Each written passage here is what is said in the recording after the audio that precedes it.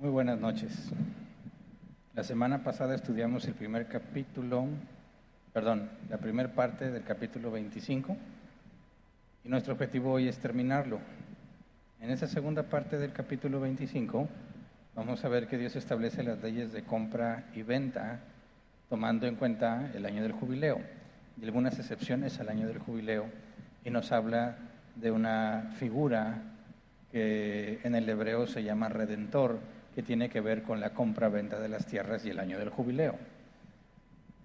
Así que vamos a empezar porque esta parte del capítulo es muy interesante y nos dice algo muy importante sobre Cristo y nos ayuda a atar cabos con otros pasajes de la Escritura, y espero que podamos tener un entendimiento mucho más claro acerca de Jesús después de entender lo que se dice aquí. Así que vamos a leer Levítico 25, versículo 23 y 24. Dice: la tierra no se venderá a perpetuidad, porque la tierra es mía, y ustedes no son aquí más que forasteros y huéspedes. Por tanto, en el país habrá la posibilidad de recobrar todo terreno que haya sido heredad familiar. Bueno, esta es la base para todas las reglas que va a poner, ¿verdad? Y de hecho esta es la base para la doctrina de la mayordomía. ¿Se acuerdan que estudiamos eso? Donde decimos que bíblicamente todo lo que es nuestro en realidad no es nuestro, ¿verdad? No, todas tus posesiones en realidad no son tuyas, porque todo le pertenece a Dios. Y lo que llamamos nuestra propiedad o nuestra posesión realmente es solo una especie de arrendamiento de parte de Dios, ¿verdad? Donde te entrega las cosas para que tú las administres. Cuando dice: la tierra no se venderá a perpetuidad porque la tierra es mía, deja en claro que no nada más la tierra, refiriéndose a los campos en la tierra prometida, ¿verdad?, sino que aplica para todo el universo. Y todo es de Él porque Él es el creador, ¿verdad? Y todo lo que nosotros lleguemos a tener en nuestra vida sigue siendo de Él, pero nada pasa sin que Él lo permita, ¿verdad? De manera que todo lo que llega a nuestras manos, Dios lo puso en nuestras manos para que lo administremos. De ahí viene la doctrina de la mayordomía. Y en este caso, para los israelitas, cuando se les especifica sobre la tierra, aplica, por supuesto que aplica para ellos y para nosotros aún en nuestros días, porque todo sigue siendo de Dios, ¿verdad? Cuando dice: ustedes no son aquí más que forasteros y huéspedes, eso es lo que describe al ser humano mientras vive. Va de paso, ¿verdad? Todo ser humano tiene uno de dos destinos: o estar eternamente con Dios o eternamente sin Él, ¿verdad? O la salvación o la condenación, no hay otro destino. Y al ver las palabras que usan el hebreo forasteros, el hebreo ger, peregrino, extranjero, extraño, y huéspedes, el hebreo toshav, se traduce como residente, colono, transeúnte, quienes rentan una casa, extranjeros. Cuando se describe o nos traducen huéspedes, hace la diferencia entre un forastero, alguien que está de paso, y un huésped, alguien que habita ahí, pero no es de allí, ¿verdad? Por eso un ejemplo es los que rentan una casa. Está habitando ahí, pero no es su propiedad, ¿verdad? Está en calidad de renta o préstamo. Y cuando nos dice que somos extranjeros y huéspedes, según Dios le dice a los israelitas, podemos entenderlo para todo el pueblo de Dios, ¿verdad? No nada más en ese sentido los israelitas, sino todos los hijos de Dios. Si toda la tierra es de Dios y Él te ha puesto en tus manos algunas posesiones para que las administres, eres una especie de huésped de Dios, donde Él te recibe en su propiedad. Y si lo vemos en el contexto cultural de aquel entonces, vemos que las responsabilidades de un anfitrión, aquel que tiene huéspedes, era alimentarlo y protegerlo, ¿verdad? A veces aún a costa de su propia vida. Entonces, cuando Dios les dice a le dice a los israelitas: ustedes son forasteros y huéspedes, les deja ver, nada de esto es suyo, ustedes van de paso, ¿verdad? Todos viven y luego mueren, pero al mismo tiempo son mis huéspedes. Yo los atiendo, yo soy el anfitrión, están en mi tierra. Y esto nos debe llevar a comprender en ese contexto cultural que ellos deben sentirse seguros, ¿verdad? Privilegiados. Porque si, por ejemplo, Abraham mostró su hospitalidad para con los 3 varones que lo visitaron, ¿verdad? Que eran Dios y 2 ángeles. Y vimos en su momento cuando estudiamos Génesis que esa es la característica de las personas de toda aquella región. Como eran lugares muy peligrosos o por las temperaturas o por las personas de esos lugares, un anfitrión podía salvarle la vida al que pasaba por ahí, ¿verdad? Y los trataba como si fuesen familia. Cuando Dios les dice que son sus huéspedes, ellos entienden, ¿verdad? Que si son huéspedes de Dios en su tierra, Dios no los va a dejar con hambre, ¿verdad? Ni los va a desamparar, ni se va a olvidar de ellos, porque ellos tienen muy en claro la responsabilidad del anfitrión cuando tiene huéspedes. Así que a pesar de que puede sonar feo que le dice a ustedes, mira, nada es de ustedes y ustedes son extranjeros, como que no tenemos valor para él o somos extraños, sin embargo, dice, son huéspedes. Yo los hospedo, yo les doy permiso de estar aquí, yo estoy a cargo de su cuidado, de manera que pueden confiar en él, ¿verdad? Y haciendo esta aclaración, Dios estipula las leyes de compra y venta de terrenos. Vamos a Levítico 25, versículo 25 al 28. Dice, en el caso de que uno de tus compatriotas se empobrezca y tenga que vender parte de su heredad familiar, su pariente más cercano rescatará lo que su hermano haya vendido. Si el hombre no tiene a nadie que pague el rescate a su favor, pero él mismo llega a prosperar y consigue lo suficiente para rescatar su propiedad, deberá calcular el número de años transcurridos desde la venta y reembolsar el saldo a quien se la haya comprado. Así podrá volver a su propiedad. Pero si no consigue lo suficiente para rescatarla, la tierra quedará en posesión del comprador hasta el año del jubileo, cuando el que la vendió la recobrará y éste volverá a su heredad familiar. Ahora aquí Dios establece esta figura del Redentor. Mira, fíjate, ¿cuál es la razón por la que alguien vendería su tierra? Lo dice el versículo 25. En caso de que uno de tus compatriotas se empobrezca y tenga que vender parte de su heredad familiar. La única razón aquí estipulada por la que alguien vende la tierra es porque se empobreció, ¿verdad? Tomó malas decisiones, o fue negligente, o hubo alguna especie de desastre o calamidad y se empobrece, de manera que se ve obligado a vender, aquí dice, parte de su heredad, para que con ese dinero pueda sostenerse, ¿verdad? Dice el comentario de Nichols, como la pobreza es la única razón que la ley aquí supone que podría llevar a uno a separarse de su campo, las autoridades durante el Segundo Templo concluyeron y por lo tanto promulgaron que no es lícito que nadie venda su patrimonio en especulación. En especulación es decir, sin que realmente haya llegado a la pobreza, sino que estima que podría llegar a la pobreza o que le conviene más venderlo. Y esto explica el horror que Nabot expresó a Acab al recibir la oferta de vender su patrimonio en Primera de Reyes 21:3. Vamos a leer Primera de Reyes 21 del 1 al 3. Dice, un tiempo después sucedió lo siguiente. Nabot el jezreelita tenía un viñedo en Jezreel, el cual colindaba con el palacio de Acab, rey de Samaria. Este le dijo a Nabot, dame tu viñedo para hacerme una huerta de hortalizas, ya que está tan cerca de mi palacio. A cambio de él te daré un viñedo mejor, o si lo prefieres te pagaré lo que valga. Pero Nabot le respondió, el Señor me libre de venderle a su majestad lo que heredé de mis antepasados. ¿Por qué? Bueno, Acab ya sabemos, o no sé si lo saben, les informo entonces. Acab era rey de Samaria, como lo dice, pero era esposo de la famosísima Jezabel, ¿verdad? Creo que todos los que estuvieron en el pentecostalismo saben de Jezabel, ¿verdad? Porque para todo la mencionaban, que espíritu de Jezabel y muchas cosas. Bueno, sí, en realidad fue una mujer muy malvada. Y más adelante en la historia, cuando Jezabel se entera que Nabot no quiso venderle a Acab, lo manda a matar, ¿verdad? Pero aquí se explica por qué Nabot dice, el Señor me libre de venderle a su majestad lo que heredé de mis antepasados. ¿Por qué? Porque Nabot no estaba en necesidad, ¿verdad? Y vender la tierra sería incumplir la ley, porque lo que estamos viendo en Levítico es que si se llega a empobrecer y la vende, se entiende que era la única razón por la cual podías vender tu heredad, puesto que es lo que Dios te dio, y de ahí vives, ¿verdad?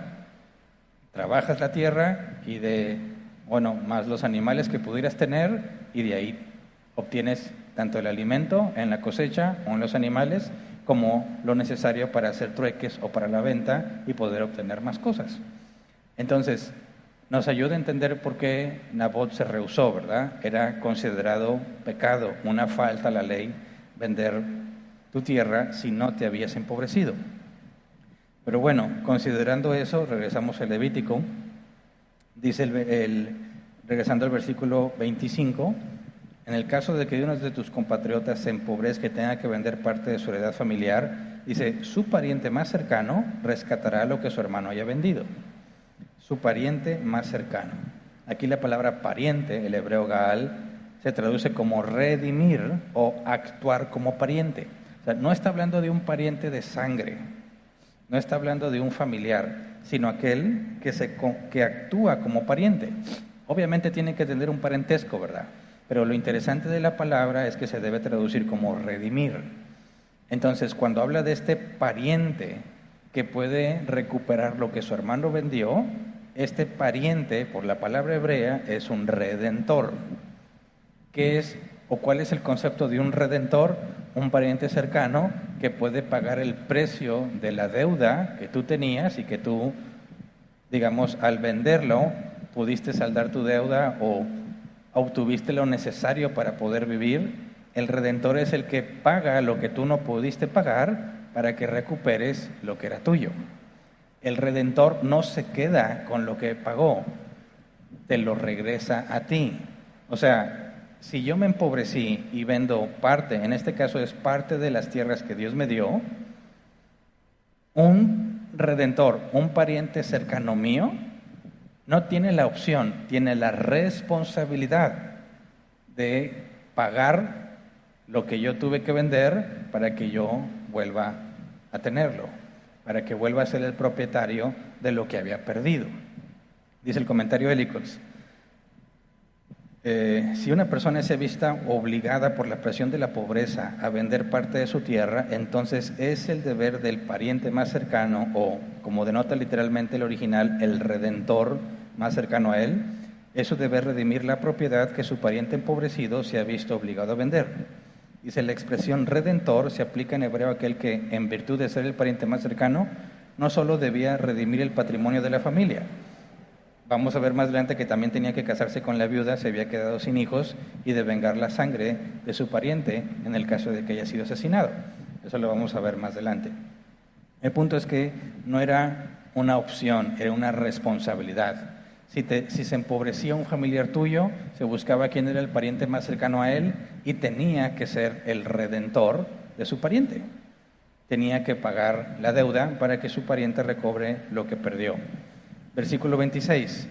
Si el hombre no tiene a nadie que pague el rescate a su favor, pero él mismo llega a prosperar y consigue lo suficiente para rescatar su propiedad, pausa, o sea, si el hombre no tiene un familiar cercano que la haga de redentor, no que no tenga familia, sino que quizás están igual de pobres que él y no van a poder pagarlo, dice, bueno, pero si el que estaba empobrecido y vendió después prospera, él va a tener que ser su propio redentor, ¿verdad? Dice el comentario de Ellicott, sin embargo, en caso de que no tenga un pariente más cercano, o si su pariente más cercano es demasiado pobre para cumplir con este deber que le incumbe, y él mismo puede redimirlo, es decir, después de haber sido obligado por la presión de la pobreza a vender la propiedad, ahora que se ha vuelto próspero, para poder redimirla él mismo, aunque no se expresa claramente, dice, se da a entender que bajo estas circunstancias él está obligado a redimir su patrimonio por sí mismo. O sea, si yo me empobrecí y vendía, un pariente cercano, el más cercano, tiene la obligación de pagar y que yo lo recupere, si tiene el dinero, ¿verdad? Y si no, pero yo tengo el dinero, ahora yo tengo la obligación de recuperar lo que perdí. Dios lo que expresa es que cada quien debe esforzarse para mantener lo que Dios le dio, ¿verdad? Porque si lo pierdes por pobreza, es porque fuiste negligente. Tienes la responsabilidad de recuperar lo que perdiste. Y si tú no puedes, el redentor, tu pariente más cercano, se ve obligado a que tú recuperes lo que perdiste para que nadie pierda lo que Dios le dio. Luego Levítico 25, 29 al 31, dice, si alguien vende una casa en una ciudad amurallada, tendrá derecho a rescatarla durante un año completo a partir de la fecha de venta. Ese es el tiempo que dura su derecho a rescatarla. Si no rescata la casa antes de cumplirse el año, no se le devolverá en el jubileo, sino que pasará a ser propiedad perpetua del comprador y de sus descendientes. Las casas que están en aldeas sin murallas se considerarán campo abierto, pero podrán rescatarse y se devolverán en el jubileo. Y aquí Dios hace una excepción y hace una distinción entre las casas que están en una ciudad amurallada y las casas que están en el campo. La pregunta es ¿por qué?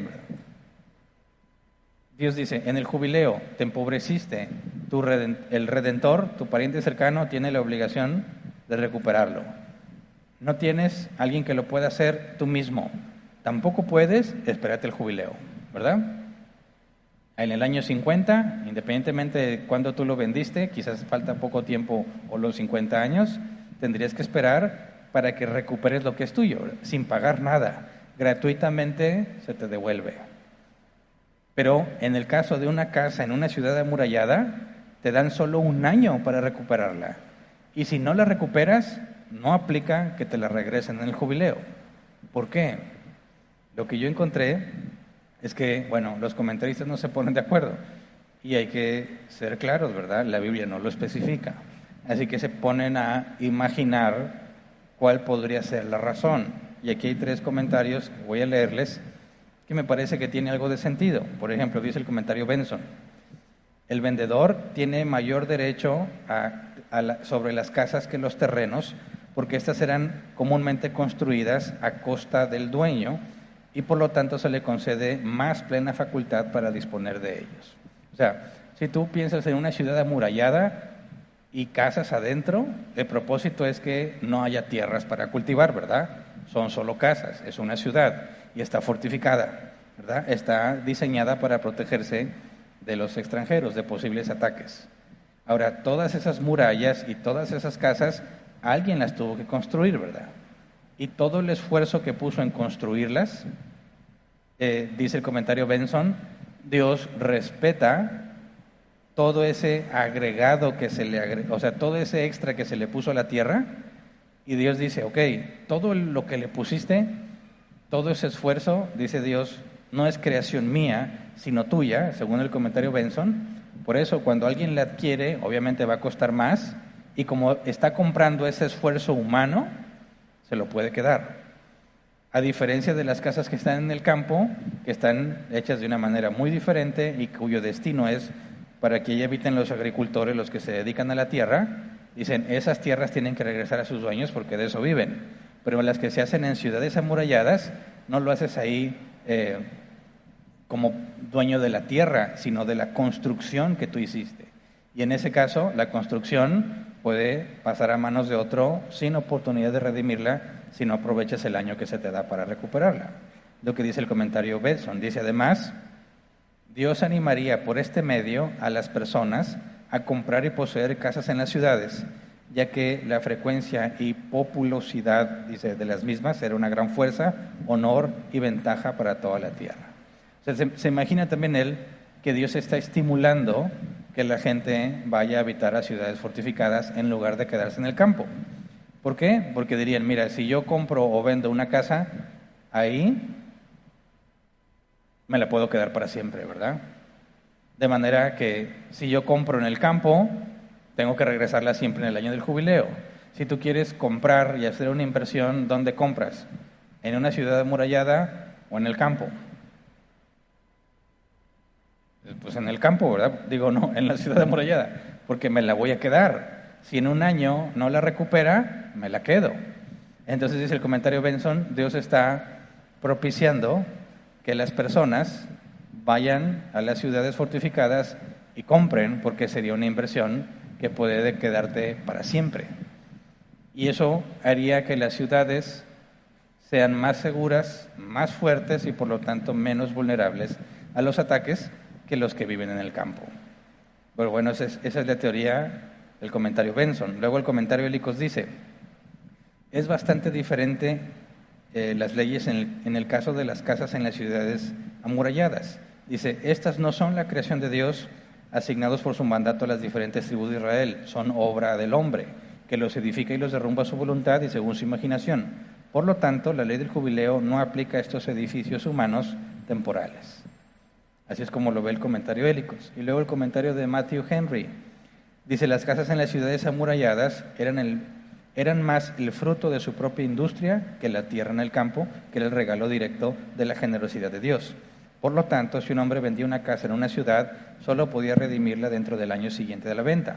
Esto animó a extranjeros y prosélitos a venir y establecerse entre ellos, beneficiando así a la ciudad. Ahora, ¿por qué lo hizo en realidad? No lo sabemos, ¿verdad? Pero es probable que Dios esté propiciando la construcción de ciudades amuralladas, que haya extranjeros que estén dispuestos a venir y a vivir entre ellos y que la ciudad se fortalezca, ¿verdad? En el caso de las casas que están en las aldeas, dice el versículo 31, las casas que están en las aldeas sin murallas se considerarán campo abierto, pero podrán rescatarse y se devolverán en el jubileo. O sea, aplica las mismas leyes que los campos. Entonces, ¿entiendes? Cuando hablan de vender campos, están hablando de no ninguna construcción, ¿verdad? Sino tierras para el cultivo. Cuando hablas de casas, bueno, esas casas están junto a los campos, se considera como si fuera campo. No, es una construcción dentro de las murallas. Entonces esas te doy nada más chance un año y lo demás no tienes por qué regresarlo en el jubileo. Luego Levítico 25, 32 al 34. Si las casas amuralladas eran una excepción a la ley del jubileo, Dios aplica otra excepción a esa ley de las casas amuralladas. Levítico 25, 32 al 34. Dice, los levitas tendrán siempre el derecho de rescatar sus casas en las ciudades de su propiedad. Si alguno de los levitas hace valer su derecho, la casa que vendió en una de sus ciudades se le devolverá en el jubileo, porque las casas en las ciudades de los levitas son su heredad familiar entre los israelitas. Pero los campos alrededor de sus ciudades no se venderán, pues son su propiedad inalienable. O sea, si un levita construye una casa en una ciudad amurallada y la vende, por ser levita, se la regresan. Los levitas eran los que se dedicaban al servicio del templo, ¿verdad? Entonces Dios hace otra distinción. La casa amurallada no aplica la ley de jubileo a menos que sea de un levita. Dios pone sus reglas, es su tierra, son sus reglas, ¿verdad? Y en el versículo 34 dice, pero los campos alrededor de sus ciudades no se venderán, pues son su propiedad inalienable. Ahora, tienen las ciudades, y más adelante vamos a ver cómo se reparte la tierra, y como ya había ciudades construidas a la tierra a la que llegaron, Dios especifica cuáles de esas ciudades amuralladas se les deben de dar a los israelitas, específicamente a los levitas. Ahora, si un levita recibía posesión de esa ciudad amurallada y vendía su casa, se la regresaban en el jubileo. Los campos que Dios asignó alrededor de las ciudades amuralladas, dice, esos no se pueden vender. ¿Qué implica? Que eso no le pertenece a ningún levita en particular, sino que es de todos. Y vamos a ver más adelante que esos campos alrededor eran usados como espacios comunes para pastorear los animales que llegaran a tener. Incluso podían sembrar algunas cosas. Pero no se pueden vender, lo que implica que no le pertenecen a un levita en particular, sino a todos los levitas. Era algo que tenían en común. Luego, Dios establece las leyes para ayudar a los pobres, de estos que tuvieron que vender su heredad porque estaban empobrecidos. Levítico 25, 35 a 38. Dice, si alguno de tus compatriotas se empobrece y no tiene cómo sostenerse, ayúdale como lo harías con el extranjero o con el residente transitorio, así podrás seguir viviendo entre ustedes. No le exigirás interés cuando le prestes dinero o víveres, sino que temerás a tu Dios. Así tu compatriota podrá seguir viviendo entre ustedes. Tampoco le prestarás dinero con intereses, ni le impondrás recargo a los víveres que le fíes. Yo soy el Señor su Dios, que lo saqué de Egipto para darle la tierra de Canaán y para ser su Dios. Eso tiene que ver con lo que hablamos la semana pasada. ¿Cómo le haces para acabar con la pobreza? ¿Sí? Ayudas a los pobres a valerse por sí mismos. ¿Cómo lo haces? En este caso, le prestas dinero. Te lo tiene que regresar, ¿verdad? No se lo regalaste, se lo prestas. Lo que él tiene que hacer es comer e invertir. Invertir de alguna manera para que le genere ingresos, sea autosuficiente y pueda pagar lo que le prestaron. Dice, pero si tú le vas a prestar a tu compatriota, o sea, a un israelita, no le pongas intereses. Porque lo que buscas no es sacar ganancia de su crisis económica, sino evitar que sea pobre. Entre ellos tenían que cuidarse. Si uno se empobrece, tenían que ayudarle a dejar de ser pobre. Entonces, le prestabas dinero, claro que esperas que te lo regrese, ¿verdad? De manera que lo que le prestas es una inversión para que él a su vez haga una inversión y pueda ser autosostenible. La idea, por eso, de pensar en regalarle a los pobres no es del todo bíblica, ¿verdad? Sí, tenemos registros, por ejemplo, en el Nuevo Testamento de dar limosnas a los pobres, pero esas limosnas no lo ayudan a dejar de ser pobre.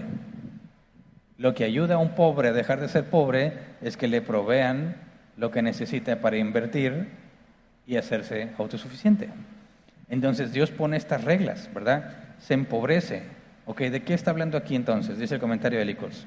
Dios señala ahora los deberes de cada miembro de la comunidad con respecto al hermano empobrecido que tenía que esperar hasta el año del jubileo para la restitución de su propiedad y que mientras tanto no podía mantenerse a sí mismo. Habla de lo mismo. Me empobrecí, vendo mi terreno, ¿verdad? No tengo un redentor, no tengo alguien con dinero que me permita recuperar mi tierra. Yo no he prosperado como para recuperar mi tierra. Tengo que esperar hasta el año del jubileo. ¿Y qué pasa si no tengo dinero? ¿Cómo voy a vivir hasta el año del jubileo si estoy pobre? Bueno, podías pedir un préstamo sin intereses para que tú pudieras hacer algo para vivir por ti mismo, ¿verdad? Sigue pensando Dios en esos que se empobrecieron y que falta para el año del jubileo. Había un compromiso entre todos los israelitas de ayudarse a sí mismos para que no sean pobres. Luego versículo 39 al 43. Si alguno de tus compatriotas se empobrece y se ve obligado a venderse a ti, no lo hagas trabajar como esclavo. Trátalo como al jornalero o como al residente transitorio que vive entre ustedes. Trabajará para ti solo hasta el año del jubileo. Entonces lo pondrás en libertad junto con sus hijos y podrán volver a su propia familia y a la heredad de sus antepasados. Todos los israelitas son mis siervos. Yo los saqué de Egipto, así que no serán vendidos como esclavos. No serás un amo cruel, sino que temerás a tu Dios. Y aquí sigue con el caso de este pobre. Imagínate, es un pobre que ya vendió su tierra, no tiene un redentor, no prospera, pide prestado y como quiera sigue pobre. ¿Qué se hace con esas personas? Dice aquí, el pobre, se va a ver obligado a venderse como esclavo, ¿verdad? ¿En qué consistía ser esclavo en estos tiempos? En que no trabajas por dinero, sino trabajas por el sustento mínimo necesario. Le sirves 24 horas, los 7 días de la semana, bueno, el día de reposo no, ¿verdad? Servías 6 días, las 24 horas a cambio de techo, vestido y sustento. Y ya estudiamos extensamente las leyes de la esclavitud, ¿verdad? Y ya demostramos bíblicamente que no es la esclavitud como la conocemos en nuestros tiempos. El secuestro estaba prohibido, ¿verdad? Por lo tanto, el que era esclavo no era esclavo en contra de su voluntad. Porque si fuese esclavo en contra de su voluntad, sería alguien secuestrado, ¿verdad? Alguien privado de su libertad. El secuestro estaba penado con la muerte. Quien se atreviera a secuestrar, perdía su vida. Así que cuando habla de esclavitud aquí, no es un esclavo que no quiere ser esclavo, pero tiene que serlo. No. Es un esclavo que voluntariamente se ofrece como esclavo para poder tener el sustento que no puede obtener de otra manera. Y si tenía familia e hijos, también quien lo recibía como esclavo tenía el derecho de alimentar a sus hijos. Si sus hijos tenían la edad suficiente, sus hijos también trabajaban como esclavos y la esposa también. Y había otras leyes. Si tú adquirías un esclavo y tú le dabas esposa y tenía hijos y era israelita, a los 7 años se podía ir, pero sin esposa y sin hijos, porque llegó soltero, se va soltero, ¿verdad? En este caso, fíjate lo que dice, es tu compatriota israelita, se vende a ti como esclavo porque no tiene de otra, no lo trates como esclavo, sino como jornalero. ¿Qué implicaba eso? El esclavo siempre vivía en las tierras de su amo y no tiene voluntad propia. Hace lo que el amo le pide todos los días, todo el día. Dice, no vas a hacer eso con el israelita. El israelita es un jornalero. Es alguien que viene a tu tierra, trabaja y se regresa a su casa. Y él sabe lo que hace, ¿verdad?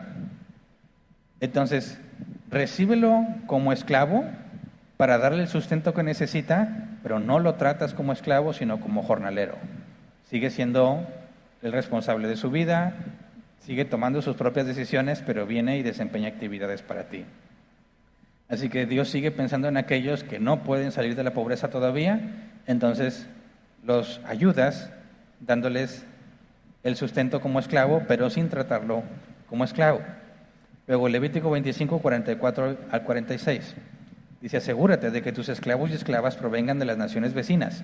Allí podrás comprarlos. También podrás comprar esclavos nacidos en tu país, siempre y cuando sean de las familias extranjeras que vivan en medio de ustedes. Ellos serán propiedad de ustedes y podrán dárselos a sus hijos como herencia para que les sirvan de por vida. En lo que especifica a tus compatriotas, no serás un amo cruel. Ahora, yo sé que se puede ver muy feo hasta que está aquí, ¿verdad? Dice, los israelitas no, para los de afuera sí. Y esos son tu propiedad y se las puedes heredar a tus hijos. Bueno, se oye muy feo, pero no es así. Acuérdate que el esclavo es voluntario, ¿verdad? Él se ofrece como esclavo y está diciendo, ayuda a los que viven en las naciones vecinas, a los que están en tal grado de pobreza que tienen que venderse como esclavos, cómpralos, pagas el precio y lo mantienes y que él te sirva. Y puede estar contigo toda su vida, y si tú te mueres, tus hijos pueden continuar con eso. De manera que todos los que habían llegado a pobreza extrema de los alrededores podían acercarse a los israelitas, venderse como esclavos y permanecer ahí toda su vida, puesto que ellos no tendrían forma de dejar la esclavitud porque no tienen forma de tener posesiones. Pero los israelitas sí. Entonces, aunque parece que los israelitas se están aprovechando de los de afuera, más bien están haciendo una relación ganar-ganar. Ellos aceptan la compra de estos esclavos, pagan el precio que corresponde para darles el sustento que necesitan y puedan vivir con dignidad entre ellos. Y aplican todas las leyes que vimos, ¿verdad? En cuanto a la esclavitud, de que no los puedes maltratar, si le tumbas un diente tienes que pagar ciertas cosas o queda libre según, si le llegas a pegar y es un daño grave, quedaba en libertad en automático y muchas reglas que tenía. Así que no es que se aprovechen de las ciudades vecinas, sino que Dios les permite tomar de las ciudades vecinas para tener una relación ganar-ganar. Luego, versículo 47 al 55. Si un extranjero, un residente transitorio entre ustedes se enriquece y uno de tus compatriotas se empobrece y tiene que venderse a un extranjero o a un familiar de ese extranjero, no perderá su derecho a ser rescatado después de haberse vendido. Podrá rescatarlo cualquiera de sus parientes, un tío, un primo o cualquier otro de sus parientes, y si llegara a prosperar, él mismo podrá pagar su rescate. Él y su dueño calcularán el tiempo transcurrido desde el año en que se vendió hasta el año del jubileo. El precio de su liberación se determinará en proporción al sueldo de un jornalero por ese número de años. Si aún faltan muchos años, pagará por su rescate una suma proporcional a la que se pagó por él. Si solo faltan pocos años para el jubileo, calculará y pagará por su rescate en proporción a esos años. Ustedes vigilarán que su dueño lo trate como a los que trabajan por contrato anual y que no lo trate con crueldad. Si tu compatriota no es rescatado por ninguno de estos medios, tanto él como sus hijos quedarán en libertad en el año del jubileo. Los israelitas son mis siervos, yo los saqué de Egipto, yo soy el Señor su Dios. Y bueno, siguen aplicando las mismas leyes, ¿verdad? Pero este es el caso particular donde hay un extranjero entre ellos, se enriquece y compra como esclavo a un israelita. De Dios ya nos habló, tú eres israelita y un israelita se quiere vender como tu esclavo, ayúdale, pero no lo trates como esclavo. Ahora, un extranjero entre ustedes compra a un israelita como esclavo, aquí hay reglas. Asegúrate que no lo maltrate, lo puede redimir, tiene la responsabilidad de redimirlo cualquier familiar. Pero dices, para que se haya vendido es porque no tiene ningún redentor, ¿verdad? Todos son pobres en su familia, así que se va a tener que quedar ahí. Pero Dios pone la ley de que en el jubileo tendrá que ser libre, o él mismo se puede librar si prospera de alguna manera. Ahora, ¿quiénes son esos extranjeros que radican entre ellos? No son prosélitos, son personas que no creen ni le sirven al Dios de Israel, pero viven entre ellos. Dice el comentario Hélicos, es decir, un extranjero que ha establecido su morada entre los israelitas y se ha hecho próspero con el comercio. Tal persona solo tenía que someterse a los 7 mandamientos dados a Noé y por lo tanto no se unía a la religión judía. ¿Conocen las leyes? Ya lo estudiamos, pero yo no creo que se acuerden. Las leyes noágidas, ¿se acuerdan? Las vimos en Génesis 9, cuando Dios establece un pacto con Noé, pone una serie de reglas para Noé y todos sus descendientes. Ahora, después del diluvio, ¿cuántos seres humanos quedaron vivos? Pues Noé, su esposa, sus 3 hijos y sus 3 nueras, ¿verdad? De manera que el pacto de Dios con Noé es un pacto con toda la humanidad. Y para que los israelitas, dice este comentario, para que los israelitas aceptaran un extranjero entre ellos, este extranjero tenía que obedecer las leyes que Dios le dio a Noé, que es respetar el matrimonio, servir solamente a Dios, no tener ídolos, hacer justicia, respetar a los animales, y me faltan 2 más, ya no me acuerdo, pero están en Génesis 9. Entonces, estos extranjeros que viven entre los israelitas no sirven a Dios, no viven bajo la ley de Moisés, pero lo que nos dice es que ellos tienen que respetar el jubileo si compran a un israelita como esclavo. Cuando llegue el jubileo, aunque ellos no están bajo la ley de Moisés, pero moran entre los israelitas, estaban forzados a respetar el jubileo. Entonces no podían tratar como un esclavo extranjero a un israelita. Si vive entre ellos, tenía que respetar la ley de Moisés con respecto al jubileo, aunque ellos no estuvieran sometidos a la ley de Moisés. Podemos ver entonces que para que un extranjero aceptara estar ahí, como mínimo, tenía que respetar el pacto de Dios con Noé. Esto nos debe hacer ver que hay muchos cristianos que dicen que no debes tener ningún tipo de relación con los incrédulos, ¿verdad? Pero aquí vemos que Dios no tenía ningún problema con los extranjeros morando entre ellos, aunque no vivían bajo la ley de Moisés, aunque no eran convertidos a Dios, ¿verdad? Y podían establecer relaciones de comercio. Y eso se parece a lo que Jesús dijo en Juan 17, Padre, no te ruego que los quites del mundo, ¿verdad? Sino que los guardes del maligno. Pablo también decía, no te relaciones con ningún avaro o fornicario, y dice, y no hablo los del mundo porque tendrías que salirte del mundo, sino de los que llamándose hermanos son así. No estamos llamados a aislarnos del mundo, ¿verdad? No tiene nada de malo, pero claramente aquí podemos ver que tenían que respetar la ley de Moisés mientras vivían entre ellos y respetar la ley que implicaba o aplicaba el jubileo. Ahora, esto es todo lo que el capítulo dice con respecto a las leyes de rescate y hace énfasis particular en el Redentor. Alguien que es del pueblo de Dios debe tener un Redentor, ¿verdad? Si no lo tiene, bueno, Dios provee otros medios para que no se quede pobre para siempre. Pero la figura de Redentor nos apunta a Cristo, ¿verdad? Sabemos que Cristo es nuestro Redentor. Y de hecho la Biblia menciona el momento específico en el que Jesús nos redime. Vamos a Apocalipsis 5, versículo 1 al 10. Apocalipsis 5, 1 al 10. Dice, en la mano derecha del que estaba sentado en el trono vi un rollo escrito por ambos lados y sellado con 7 sellos. También vi un ángel poderoso que proclamaba a gran voz, ¿quién es digno de romper los sellos y de abrir el rollo? Pero ni en el cielo, ni en la tierra, ni debajo de la tierra hubo nadie capaz de abrirlo ni de examinar su contenido. Y lloraba yo mucho porque no se había encontrado a nadie que fuera digno de abrir el rollo ni de examinar su contenido. Uno de los ancianos me dijo, deja de llorar, que ya el león de la tribu de Judá, la raíz de David, ha vencido. Él sí puede abrir el rollo y sus 7 sellos. Entonces vi, en medio de los 4 seres vivientes y del trono y los ancianos, a un cordero que estaba de pie y parecía haber sido sacrificado. Tenía 7 cuernos y 7 ojos, que son los 7 espíritus de Dios enviados por toda la tierra. Se acercó y recibió el rollo de la mano derecha del que estaba sentado en el trono. Cuando lo tomó, los 4 seres vivientes y los 24 ancianos se postraron delante del cordero. Cada uno tenía un arpa y copas de oro llenas de incienso, que son las oraciones del pueblo de Dios. Y entonaban este nuevo cántico. Digno eres de recibir el rollo escrito y de romper sus sellos, porque fuiste sacrificado. Y con tu sangre compraste para Dios gente de toda raza, lengua, pueblo y nación. De ellos hiciste un reino, los hiciste sacerdotes al servicio de nuestro Dios y reinarán sobre la tierra.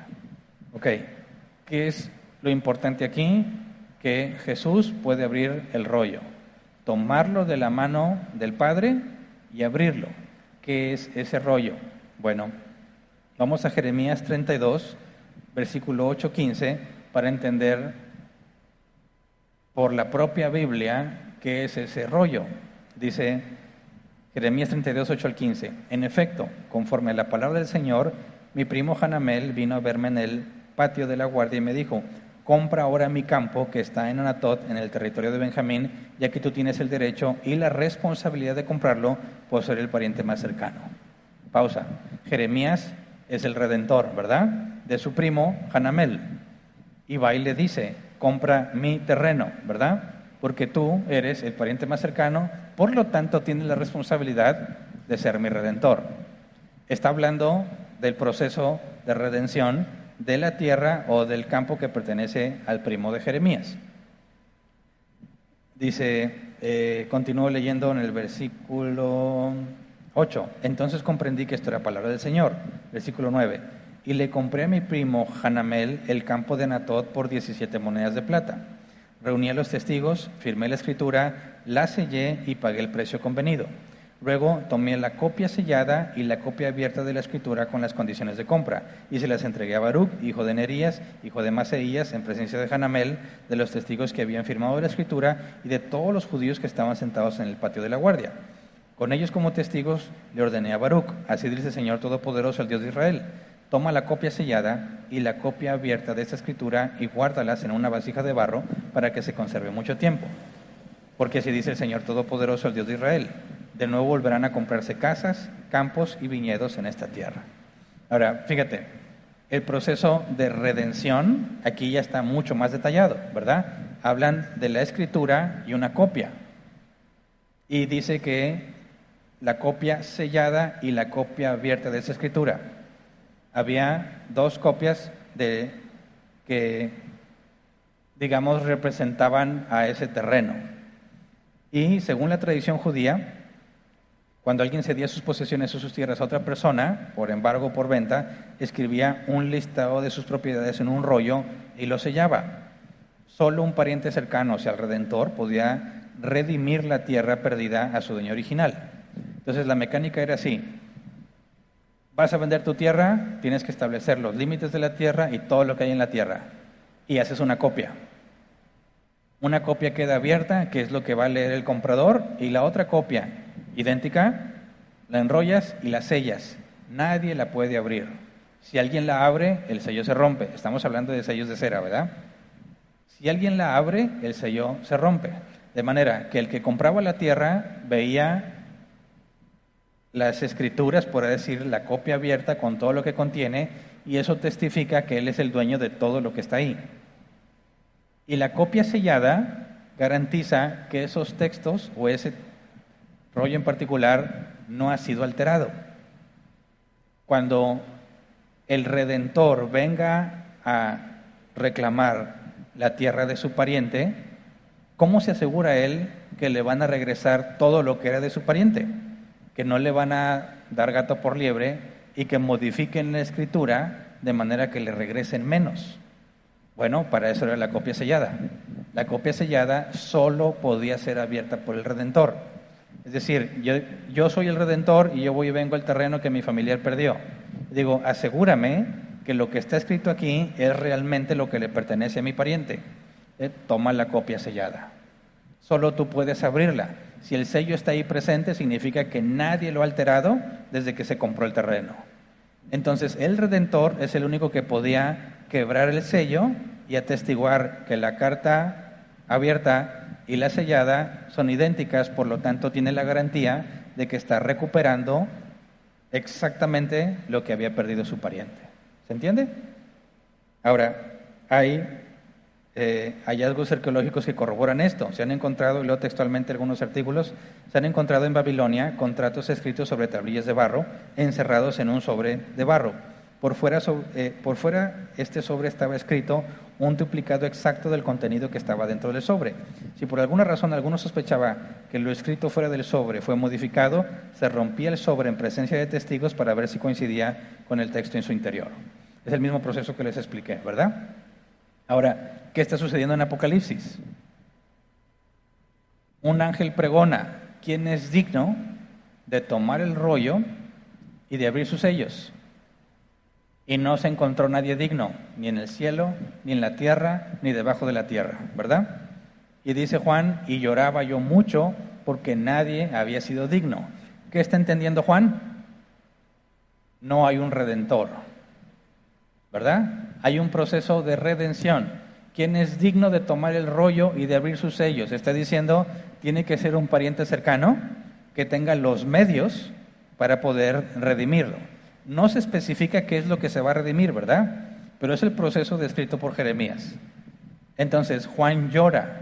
Juan está entendiendo que allí hay un proceso de redención que no se puede efectuar porque no hay nadie digno de tomar el rollo. ¿Qué se requiere o qué se entiende por digno de tomar el rollo? El rollo está en la mano derecha del Padre, ¿verdad? ¿Quién es digno de ir a tomar el rollo?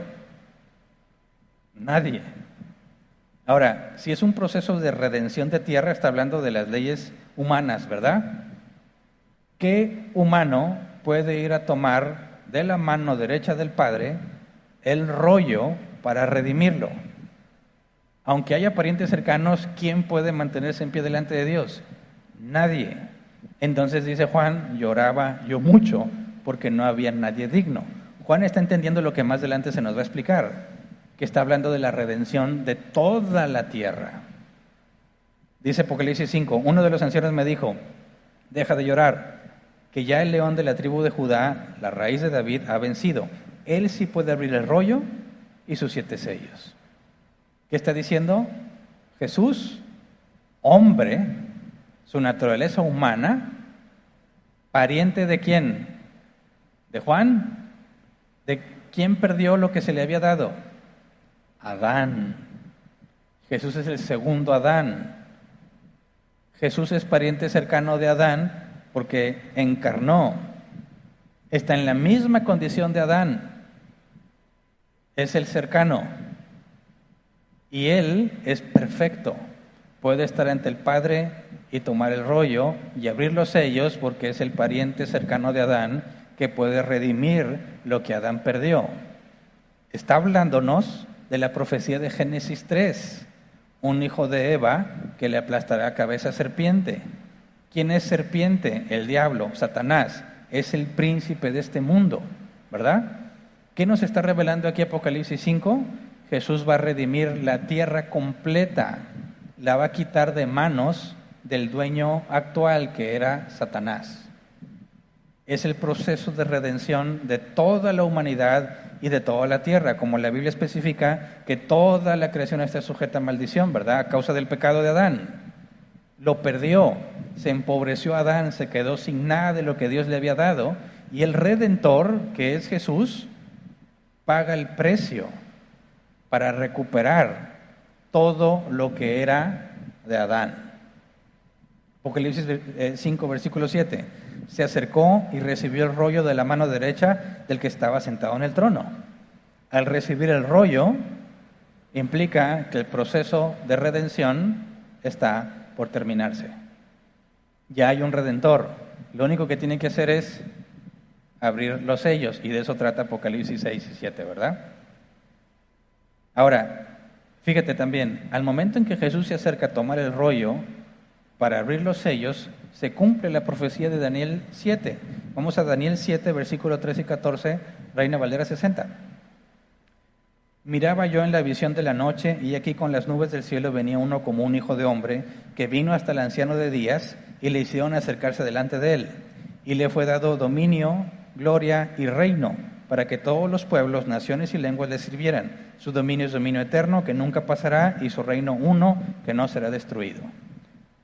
¿De qué propiedad hablamos con respecto a ese rollo? De todos los reinos de la tierra.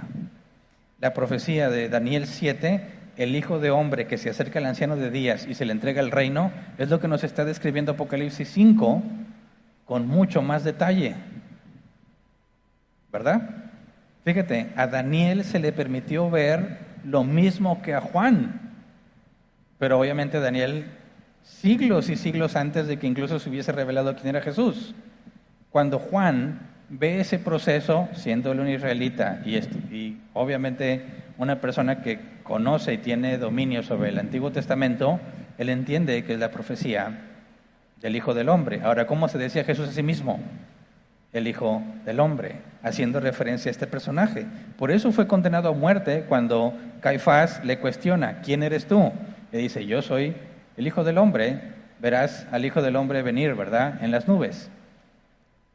Caifás entiende, rasga sus vestiduras porque este humano tiene que ser perfecto para estar delante de Dios y solo Dios es perfecto. Por lo tanto, el Hijo del Hombre al mismo tiempo es divino. Por eso lo condenan a muerte por blasfemia, porque se hace pasar por Dios. Pero fíjate cómo se conectan las cosas. Dios ya había establecido en las leyes de rescate de la tierra la manera en que Él rescataría a toda la humanidad. Implementa la figura del Redentor para que en el contexto de la nación no haya pobres que lleguen a una pobreza extrema sin esperanza, porque el jubileo les regresa lo que tenían. Y no hay personas que se van a poder enriquecer a lo bárbaro a costa de los pobres porque tenían que regresar lo que correspondía. Así que sí, había mucho beneficio para la nación porque no habría pobres más de 50 años, ¿verdad? Que eran los 50 años, era el año del jubileo. Un pobre podía sufrir hasta que llegara el año 50 y entonces recuperaba todo lo que tenía gratuitamente. Pero alguien podía ahorrarle toda esa espera con la figura de redención pagando el precio. Y es exactamente lo que Jesús hizo por nosotros. Entonces, la ley de rescate de las propiedades tipificaba lo que Dios mismo haría para rescatar a toda la humanidad, obviamente los que fueron elegidos para salvación. Cuando decimos que Jesús es nuestro Redentor, a eso se refiere. El pariente cercano de Adán, que tenía los medios para recuperar todo lo que Adán había perdido. Jesús es nuestro Redentor y nosotros no somos más que mayordomos, gente empobrecida, que no tiene nada, que Dios tiene como huésped y le da cosas para que les administre hasta que el proceso de redención se efectúe. En ese sentido, el jubileo se refiere a la glorificación, ¿verdad? Cuando todos tendremos un cuerpo nuevo y ya ninguno esté bajo maldición y ninguno esté empobrecido. Cuán profunda es la sabiduría de Dios y como los apóstoles, los primeros, los discípulos, cuando leyeron esos pasajes con la revelación de quién era Jesús, todo lo que ellos empezaron a comprender, ¿verdad? Y empezaron a enseñar. Por eso los judíos terminaban matando a pedradas a quienes no podían refutar cuando hablaban de Jesús en las Escrituras. Cuando Jesús les dijo, las Escrituras hablan de mí, ¿verdad? Los profetas y los salmos, está hablando de todo este tipo de cosas que claramente demostraban lo que haría Dios, pero que era imposible verlo hasta que Jesús se revelara, ¿verdad? Entonces hasta aquí nos vamos a quedar hoy. Quedan nada más 2 capítulos para terminar Levítico. Gracias a Dios, no pensé que fuéramos a llegar al final. Se me hizo muy largo, pero seguiremos estudiando, ¿verdad? Hasta que Cristo venga. Así que vamos a ponernos de pie y vamos a orar.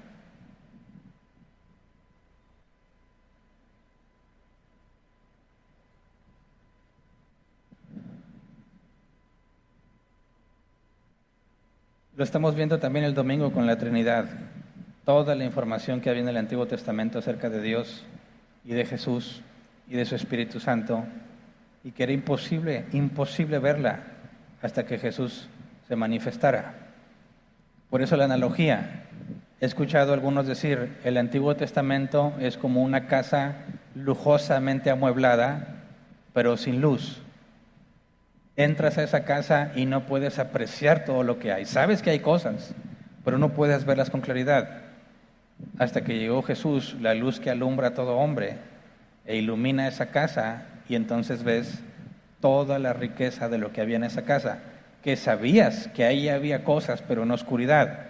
Y cuando llega la luz, puedes ver con claridad todos los tesoros que había, que era imposible verlos hasta que llegara la luz. De esa manera el Antiguo Testamento es rico en describir quién es Jesús y qué haría Jesús y todo lo que Dios haría por nosotros, pero era imposible verlo hasta que la luz, como dice los evangelios, la luz que alumbra a todo hombre, llegará a esta tierra. Y debemos estar muy agradecidos porque estamos en este tiempo, ¿verdad? Y podemos tener el regalo de comprender, obviamente de forma limitada, la profunda sabiduría de Dios en todo lo que está registrado en la Escritura, que es imposible pensar, como algunos dicen, la Biblia fue escrita por pastores con tal de hacer dinero. Eso no puede ser, ningún hombre puede generar tal contenido y sabiduría y nivel de conexión entre todo lo que está escrito. Es absurdo. Hay tantas conexiones en el Nuevo y el Viejo Testamento, tantas veces se referencian, dice, tanto como conexiones en el cerebro. Nadie puede planear construir semejante obra literaria en tantos siglos, hecho por distintas personas, con distintos contextos culturales, con distinto nivel de educación, y que todo coincida es imposible. Es claramente a la obra de Dios, ¿verdad? Y se nos ha concedido escudriñarla, y no nada más eso, sino comprenderla y regocijarnos por lo que Dios ha hecho y confiar en lo que va a hacer, ¿verdad?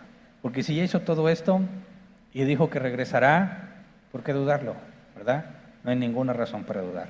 Así que vamos a orar. Señor, te damos muchas gracias por tus misericordias, como Jesús dijo, porque te agradó ocultarte tu sabiduría de los sabios y revelársela a los que son como niños, Señor.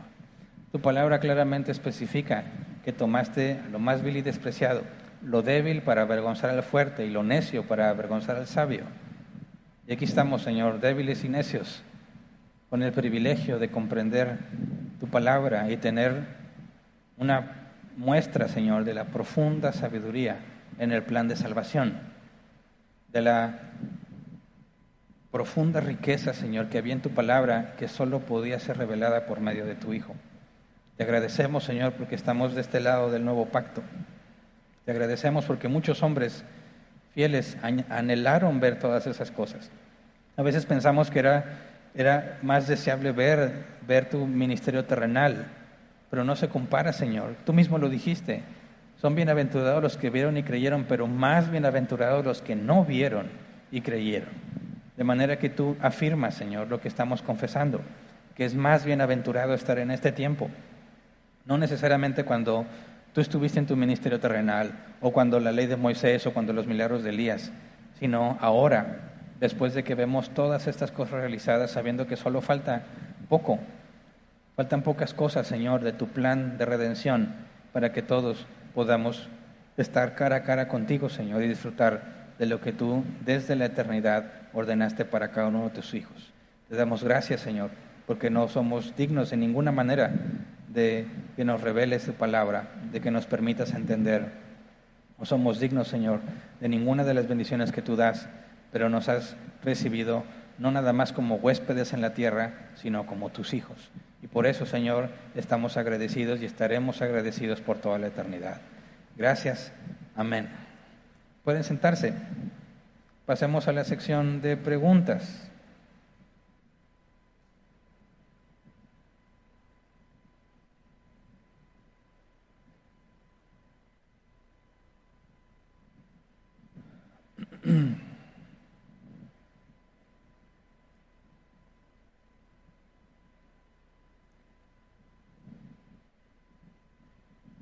Vamos a dedicar 15 minutos para responder preguntas, si es que las hay. Es un tiempo máximo, ¿verdad? Ya llegó al menos una pregunta, así que bueno, vamos a aprovechar el tiempo. Si no hay más preguntas, pues terminamos con el tiempo de preguntas. No viene el nombre, dice: buenas noches, pastor.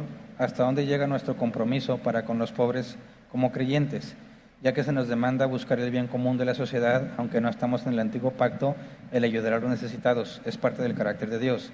¿Deberíamos darle algo que puedan invertir, darle alimentos, o dependería del nivel de pobreza o capacidades que tenga el necesitado?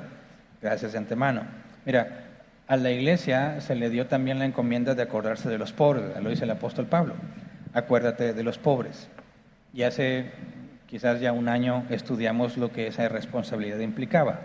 Y se enriquece, ahora que estamos estudiando el Levítico, sobre cómo se debe dar la ayuda a los pobres, porque nos aclara qué es lo que Dios espera, ¿verdad? Cuando Dios establece en su nación estas leyes para evitar que el pobre permanezca pobre por más de 50 años, y nosotros tenemos la responsabilidad de acordarnos de los pobres, nos pone un camino, ¿verdad?, que podemos seguir, entender cuál es el principio. No se trata de ser una agencia de beneficencia que constantemente le va a estar dando dinero al pobre para que supla su necesidad. Eso en ninguna manera va a crear un cambio, ¿verdad? Lo que tenemos que hacer es entender los principios que Dios estableció para ayudar a los pobres y aplicarlos en nuestro contexto. La Biblia dice que somos un cuerpo, ¿verdad? Y cuando un miembro del cuerpo se duele, el resto lo resiente. Pablo decía que teníamos que acordarnos de los pobres, pero con este principio, que la abundancia de unos supla la necesidad de otros. Dice, porque no se trata de que tú ayudes y quedes en escasez, porque entonces no es una ayuda, ¿verdad? Sino que la abundancia de unos supla la escasez de otros. De manera que es una responsabilidad colectiva, no individual, sino colectiva. Entre nosotros y en cualquier congregación del pueblo de Dios va a haber personas a quienes Dios les ha dado más y a otros a quienes les ha dado menos, ¿verdad? Y el principio que pone Pablo es, no se trata de que tú te empobrezcas para ayudar al otro, sino que aquel que ha recibido más de parte de Dios sea el que esté más puesto a ayudar al que no tiene. Porque el que no tiene o tiene poco o lo suficiente no puede ayudar al otro porque entonces él se va a ver empobrecido. No puedes, de cierta manera, ver el pozo y abrir otro para echarle al primero, ¿verdad? No debes abrir otro pozo para tapar el primero. Tú dices, bueno, vamos a ayudar al pobre y por yo ayudar al pobre, ahora yo soy el pobre, entonces no estás ayudando en lo absoluto, ¿verdad? Sigue habiendo un pobre. Es el que tiene abundancia, el que tiene mayor responsabilidad para ayudar al que está en escasez, porque es lo que Pablo nos dice. Cuando trabajamos con nuestras propias manos, trabajamos para nosotros y para ayudar a los que están con nosotros. Entonces, puesto que Dios toma y tiene control de todas nuestras circunstancias, y la Biblia dice claramente que habrá días buenos y días malos, habrá días en abundancia y habrá días en escasez. Pablo mismo lo dice, sé estar en abundancia y sé estar en escasez. Pablo algunas veces aceptó ayuda de iglesias porque estaba en escasez, y otras veces Pablo trabajaba haciendo casas de campaña y se sostenía él a sí mismo. Él mismo aplicaba ese principio, ¿verdad? Entonces, cuando vemos la responsabilidad que la iglesia tiene sobre los pobres, es una responsabilidad colectiva. Y los que deben entender que han recibido bienes y prosperidad deben administrarla pensando no nada más en ellos mismos, en seguir enriqueciéndose, sino en usar lo que Dios le ha dado en beneficio de los pobres, y Pablo especifica primeramente los de la familia de la fe. Entonces, entendiendo cómo está la responsabilidad, porque luego algunos piensan que cada uno tiene la responsabilidad y hay uno empobrecido y yo casi no tengo y bueno, pues voy y le doy y ahora me quedo yo más pobre. Dicen, pero estoy cumpliendo con mi responsabilidad. Ese no es el modelo bíblico. Esa es la ventaja de estar en una congregación, ¿verdad? Y de entender que cuando Dios te da de más de lo que necesitas, tienes la responsabilidad de bendecir a otros con lo que tienes. De manera que cuando no tienes, no estás presionándote en buscar cómo le das al otro, porque hay alguien más en la congregación a quien Dios ha prosperado.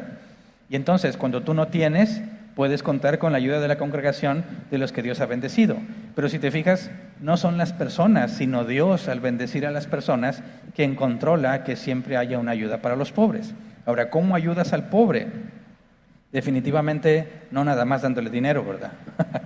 Tiene que haber una especie de seguimiento, de entender cuál es el problema.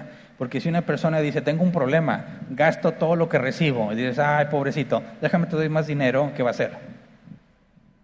Va a seguir haciendo lo mismo y de nada le sirve, ¿verdad? Por eso, no siempre el dinero es una ayuda.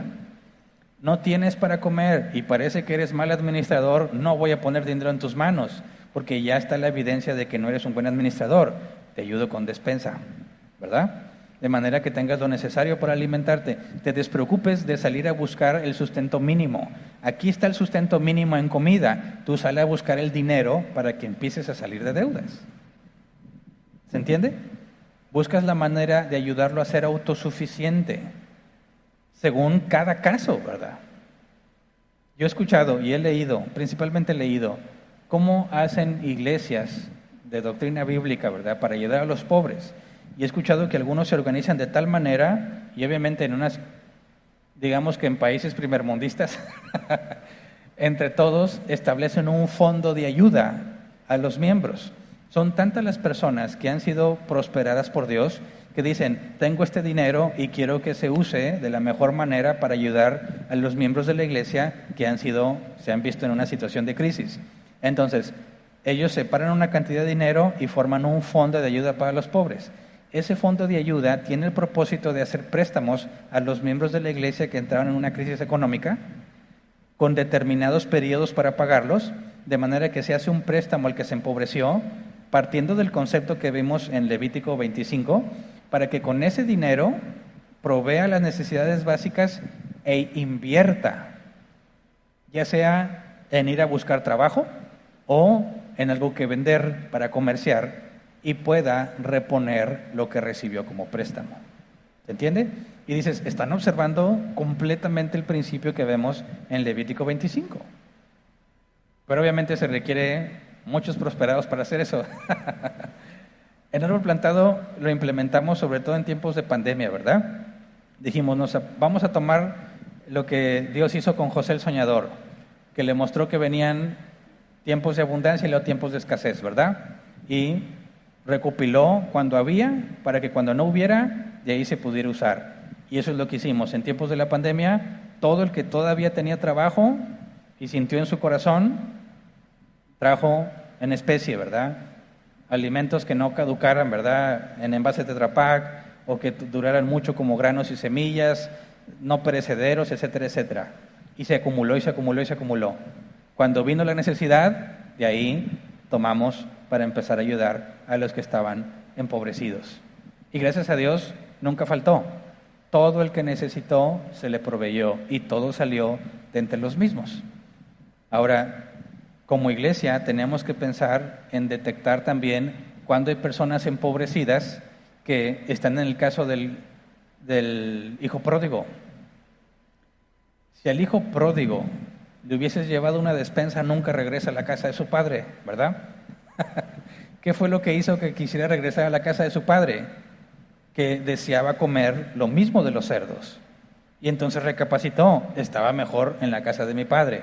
Esta vida que yo elegí vivir no me sirve, así que me arrepiento y regreso al camino del Señor. Y muchas veces en la iglesia hay hijos pródigos que no necesitan una despensa, sino que hay que dejarlos, que Dios trate con ellos hasta que se den cuenta de su pecado, que Dios les dé arrepentimiento y regresen al camino del Señor, ¿verdad? Y cuando el hijo pródigo regresa, él regresa en calidad de siervo según él y se le recibe en calidad de hijo. El arrepentimiento. Hay personas que se han empobrecido por pecados, no arrepentidos. Insisten en vivir en pecado. A ellos no hay por qué darles una despensa porque prolongas la rebeldía. Entonces se vuelve muy complejo, se requiere mucha sabiduría para determinar cómo ayudas en cada caso. Es sabiduría que no tenemos, pero que Dios sí tiene. Y dice la Escritura que si nos falta sabiduría, que se la pidamos a Dios. Entonces, si entiendes los principios bíblicos, lo único que necesitas es analizar cada caso, ¿verdad?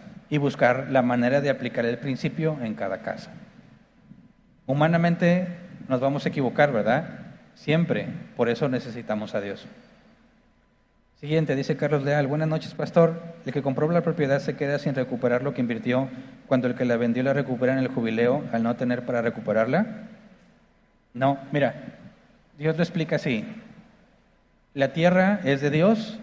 El que se la entrega a una familia, ¿verdad? La familia se empobrece y la vende. El que la compra no compró la tierra, sino las cosechas de la tierra, es lo que dice la Biblia. No compró la tierra, sino las cosechas. Se estuvo beneficiando de esa tierra al trabajarla. Y todo el fruto de esa tierra, mientras estuvo en sus manos, es de él. Esa es su ganancia. Cuando llega el año del jubileo y la regresa, él no perdió, porque se benefició de todo lo que la tierra produjo todo el tiempo que la tuvo. Así que el único problema es que no la tienes para siempre, ¿verdad? Vas a tener que regresarla, pero el tiempo que la tuviste te estuvo beneficiando con todo lo que produjo. Así que no hay injusticia. Cuando llega el año del jubileo y tienes que entregar la tierra a su dueño original, a nadie se le hace injusticia porque quien la había comprado se benefició todo ese tiempo con los frutos de la tierra. Siguiente. El nombre es Lima, Perú. Dice, buenas noches, pastor. ¿Qué mensaje le diría a una persona que ha sido diagnosticada con cáncer y qué video de serie Fundamentos le puedo recomendar para ser guiado? Bueno, no tiene nada que ver con el tema, pero es la última, ¿verdad? Y todavía hay tiempo. Bueno, va a depender mucho de si esa persona es cristiana o no. Si no es hijo de Dios, hay que explicarle el Evangelio, ¿verdad? Sobre todo porque él sabe que quizás más pronto que tarde va a enfrentar la muerte y va a enfrentar a su Creador. Y la buena noticia es que hay esperanza, ¿verdad? Si te arrepientes de tus pecados. Es lo primero que hay que hacer con alguien que tiene la muerte cara a cara. Pero si ya es cristiano, hay que hacerle ver todo lo que la Biblia dice acerca de la muerte, que es ganancia, que es mejor partir y estar con Cristo que estar aquí. Hay que ayudarle a ver la perspectiva bíblica de la muerte. El cristiano no tiene por qué temer a la muerte, porque la muerte significa estar en la presencia de su Señor, descansar de los dolores de esta vida, terminar la buena carrera. Cuando alguien que es cristiano tiene cáncer y está sin esperanza, hay que recordarle lo que significa ser cristiano y que estamos aquí de paso. Y que cuando Dios dice, se acaban tus días, no es que se queda inconcluso, sino que terminaste la obra que Él había encomendado que hicieras. El día que mueres, hasta ahí, Dios no falla, hasta ahí ordenó que tú llegaras. Puedes decir con toda confianza, como dijo Pablo, he terminado la carrera, he guardado la fe, me esperé la corona de gloria, porque no es por obras, ¿verdad? Tú ya le serviste al Señor, cumpliste con tu tiempo de servicio, llega la hora de que descanses. Así que un cristiano que tiene cáncer y se deprime no ha entendido lo que es la muerte en términos bíblicos. Ahora, se entiende que se preocupan, ¿verdad? Se preocupa por su familia, se preocupa por qué va a pasar, le da miedo. Esa preocupación es ignorancia. Porque si Dios, supongamos que Dios dice, Hernán se muere hoy, y yo me pongo a pensar, ¿qué va a hacer de mi esposa y mis 3 hijos? Estoy siendo un necio, porque yo no sostengo a mi esposa ni a mis hijos. Es Dios quien los sostiene. Y si Dios ordenó que mi vida acabe hoy, Él tiene control de mi esposa y de mis hijos. Y nunca ha dejado de tenerlo. De manera que ni mi esposa ni mis hijos quedarán desamparados, porque no dependen de mí. Yo soy solo un medio por el cual Dios los bendice. Y si Dios ordena que yo ya no sea el medio, habrá otro medio. ¿Se entiende? Así que una persona cristiana que ve la muerte cara a cara debería tener el dilema del apóstol Pablo. Deseo partir ya y estar con Cristo, pero por beneficio de ustedes quisiera quedarme. Pablo no se compadece, no tiene miedo, dice, yo ya no quiero estar aquí, pero como puedo bendecirte, y puedo bendecirte mucho, me hace dudar el irme para tu beneficio, no porque yo tenga miedo, no porque yo no me quiera ir, yo anhelo estar con mi Señor. Esa es la perspectiva de todo cristiano bíblico. Por eso tú lees los mártires en la historia de los cristianos, no temían enfrentarse a las fieras, no temían ser incendiados como antorchas humanas para iluminar el palacio de Nerón. Lo tomaban como un orgullo ser mártires por la causa de Cristo. Era una manera de decir, este es un atajo, yo ya me voy con él. ¿Se entiende? Entonces, eso es lo que te recomiendo que le digas. Y para que le recomiendes un video, busca Fundamentos, el estado intermedio del alma, y ahí es donde tocamos todos esos temas que todo cristiano debe de saber para enfrentar la muerte como corresponde. Muy bien, es todo, ¿verdad? ¿Ok? Terminamos entonces con la transmisión. Nada más quiero dar un aviso antes. Ya habíamos avisado que tendríamos un evento para los jóvenes donde estaríamos hablando de una especie de taller, no propiamente predicación.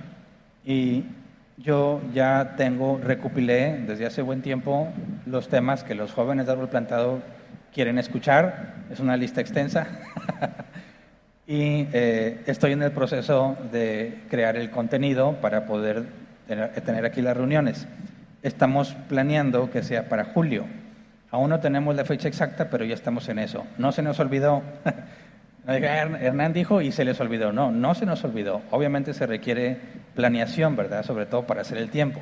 Va a ser tentativamente, me adelanto un poco, aunque no sé la fecha de arranque, pero va a ser un sábado al mes. Podría ser más seguido, pero no tengo el tiempo para hacerlo más seguido, entonces un sábado al mes, tentativamente va a ser a las 7:30, solo falta escoger cuál sábado del mes. Y vamos a estar cada mes acercándonos con los jóvenes para ver con detalle esos temas de una manera más interactiva, donde ellos puedan participar directamente. Imagínate una especie de predicación mucho más corta y una sesión de preguntas avanzada, ¿verdad? Donde podamos estar interactuando y tocando las dudas particularmente. Vamos a ver cómo nos va. Es la primera vez que vamos a hacer algo así, así que espero que Dios tenga misericordia de nosotros, ¿verdad? Y nos ayude a hacer algo que edifique. Nos han preguntado que si se va a transmitir. No sabemos todavía por la naturaleza del evento. Si vamos a estar pasando los micrófonos, no sabemos cómo pueda apreciarse si tú nada más escuchas el audio. Como quiera se va a grabar, vamos a pensar cómo podemos transmitirlo. Todavía no sabemos si va a ser así en vivo o si tendría que recopilarse y editarse para que sea, no sé, más útil. Falta definir eso. Pero eso es para aclarar las dudas que nos han hecho al respecto. Y bueno, terminamos la transmisión. Si Dios quiere, nos vemos este próximo domingo para seguir estudiando el tema de la Trinidad.